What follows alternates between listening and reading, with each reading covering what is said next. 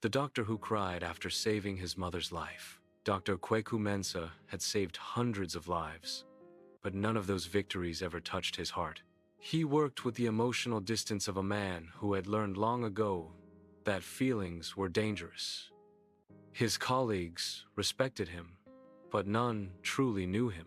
They admired his precision, his calmness, his brilliance. They did not know that behind the mask of professionalism was a boy who once ran away from home with a tear-stained face and a heart full of pain. For 16 years, he had not spoken to his mother. He had buried that part of his life somewhere deep, like an old wound he pretended no longer hurt. One stormy evening, the emergency room burst into chaos as paramedics wheeled in a woman barely clinging to life. She had collapsed at a bus station, unconscious, with dangerously low blood pressure and internal bleeding. The staff shouted for the surgeon on duty, and Dr. Mensah stepped forward. He glanced only briefly at the patient, as he always did, focusing on the symptoms, the charts, the rapid decline. There was no space for emotional distractions in moments like this. He ordered scans, issued instructions, and moved with the authority of a man trained to battle death itself. But something tugged at him, a faint familiarity in the shape of her face, in the curve of her jaw. He brushed it aside. Patients often reminded him of someone. Memory was a mischievous thing.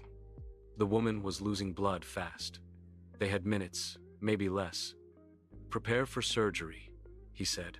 Inside the operating room, he worked with fierce concentration. His hands moved swiftly, stitching, sealing, repairing what was broken. For hours he fought, refusing to lose. The nurses whispered that it was one of the most intense operations they had seen him perform. Sweat dripped down his forehead, and yet he didn't stop. Something inside him pushed harder than usual, as if the life before him mattered more than he understood. When the operation finally ended, he let out a slow breath. She would live. Hours later, the woman slowly opened her eyes, weak but conscious. Dr. Mensah walked in to check on her, clipboard in hand. She turned her head slightly, squinting at him, and then she whispered a name that froze him in place. "Kabi, my Kabi," his childhood nickname. No one at the hospital knew that name. No one had spoken it to him since he was a boy. His knees nearly buckled. He looked at her closely, truly looked, and in that frail face he saw the woman he had spent years trying to forget. The woman who raised him alone. The woman he left behind after one painful argument that grew into a wall. Neither of them ever crossed again. "Ma?" His voice cracked. Tears filled her eyes. "I knew you would become someone great." Every memory he had buried came rushing back. The nights she stayed awake, sewing clothes so he could have school fees.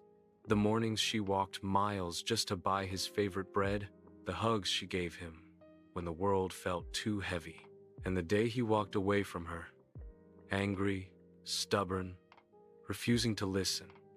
He tried to hold it in, but the walls crumbled. His hands trembled. His chest tightened. He sank into the chair beside her bed and finally cried, deeply, openly, painfully, for the years lost, for the love wasted, for the silence that should never have lasted so long. His mother reached out, weak but smiling gently. "You saved me, my son." He held her hand to his forehead, tears dripping onto her palm. "I should have come home sooner. I'm so sorry." She brushed his cheek with her thumb. "You came when it mattered most." The hospital staff saw a side of Dr. Mensah they never imagined.